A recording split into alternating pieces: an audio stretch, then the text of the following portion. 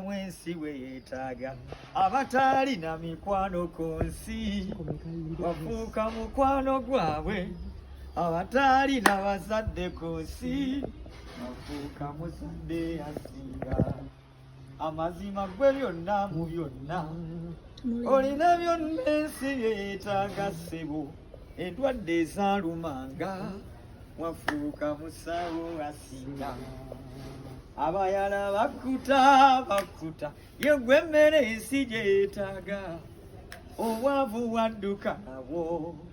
olibulamu ensi weyeetaaga aba batalina mikwano ku nsi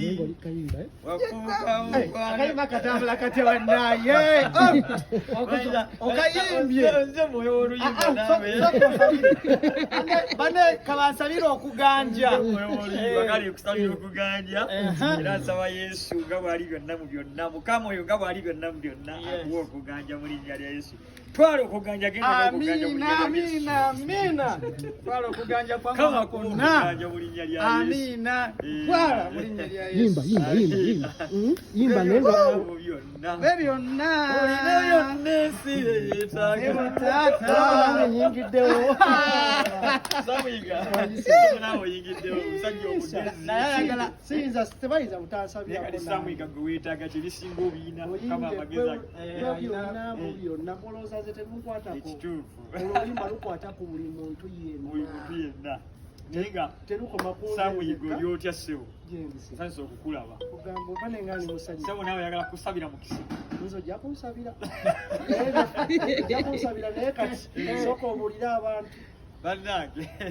mukama waffe Yesu yeebazibwe abasajja bano bangwikiriza wano ndi mwoyo wa kuyimba neyimbira nnyimba zange naye kakati baba bano bagala basabire newe kambasabire naye nga nammwe mbaagala nnyo mikwano mu linnya erisinga amaanyi erya Yesu amen Joseph Ngoma bwenti nno bwenti bwe mbeera tikamberenga naye yimba kayimba ako kamberenga naye so ate batatendesa obuddewa naawe kamberenga naye alabika alina maaso gyantwala ombo lyabo eri maaso gyandaza yeri ebyange byensaba kangume sirifa kubaye obulamu era nnyini byonna alintuusa gye ŋŋenda Mukama alindokola iwulya akayimba ako kyogamba ennyimba ezo zibalyoyera ddala emyoyo tukola bulungi zibakomera ddala wala nnyo nze kati nno nno kanzire ku kiri kyembadde ŋŋamba nti ate abatali balokole basinga okwagala ennyimba zo abatali balokole be bakyasinza okwagala ennyimba zo Mukama nga bulungi bannange abatali balokole naye nga muli mikwano gya Joseph Ngoma nga mukkiririza mu Joseph Ngoma nga mugoberera Joseph Ngoma I salute you bannange era n'abalokoka bakoti bagambe n'abalokoka mbayita mbaniriza mu linnya lya Yesu kito era abagala okwatula kuba nange saali mulokole twatule bannange kugamba gye nali naye nange saali mulokole bw'oba oyagala okulokoka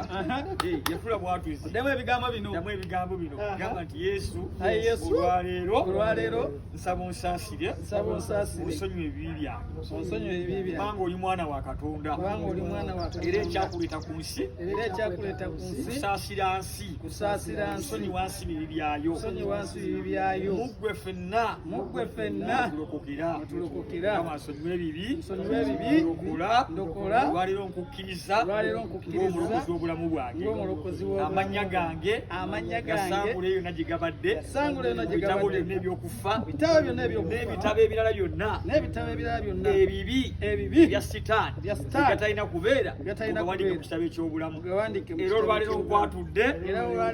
Kristo oli mulokozi wange weebale okundokola amiino maze okulokoka